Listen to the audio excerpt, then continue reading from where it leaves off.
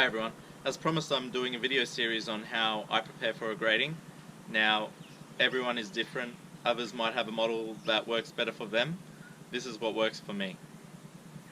This first video, we're just going to look at the initial considerations in preparation for a grading.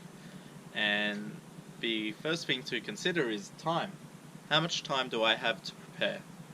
Well, that really depends on how much time I can dedicate per week to training. And these are the three considerations that I take into account when I'm deciding how much time I can give per week. Firstly, I have to be realistic. I have to take into consideration my work, my family, other hobbies I may have. They all play a part in telling me how much time I can realistically dedicate per week. If you start dedicating time you don't have, what's going to happen is your entire planning schedule is going to be thrown off and the regime's going to collapse on itself. So you really need to make sure you're being realistic. Second of all, I need to be able to be consistent. Every single week it needs to be consistent. Training needs to be consistent. It's like brushing my teeth. If I brush my teeth for 10 minutes every Sunday, it is not the same as doing a couple of minutes every day. It needs to be consistent. Lastly, the time I dedicate has to be quality time. It has to be focused and dedicated solely to training. Because if I dedicate an hour a day and for half of that I'm not focused, then I'm really wasting my time, and again, I'm skewing my preparation. Once I've considered all three of these things and how much I can dedicate per week, that will dictate how much time I have to get ready for the grading.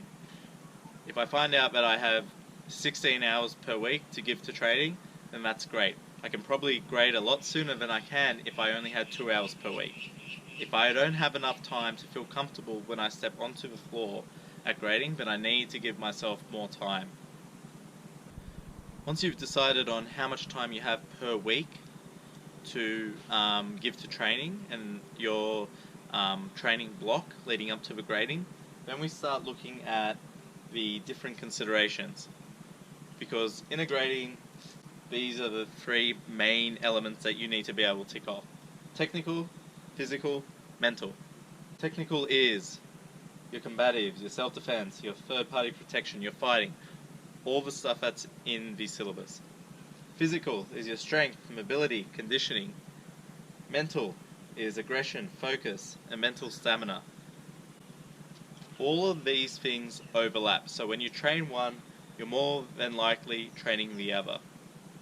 And how much time you dedicate to each will depend on your strengths, your weaknesses, feedback that you get from your instructors, from other colleagues. So again, this is highly personal.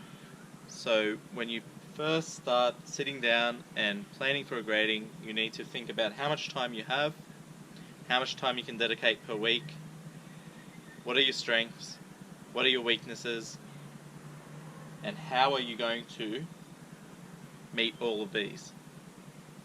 Sometimes hitting the technical side of things is difficult. If you're like myself and there's no Krav Maga school nearby, you're going to need to think about how you're going to train the technical side of things when partner work isn't readily available. Physical. You need to consider how are you going to train your strength, mobility, and your conditioning. Personally, I do a lot of powerlifting, so for me that ticks off all three of those, but I also need to focus a lot on mobility and conditioning on top of that. Mental, aggression, focus, stamina. What are you doing to tick those off? Meditation, aggression drills in class.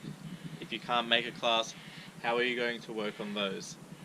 So ideally you have a pen and paper, you can draw up something similar to this and then write notes under each. What are some things that you can do realistically and consistently with quality that are going to tick off each of these week in and week out? Thank you for watching.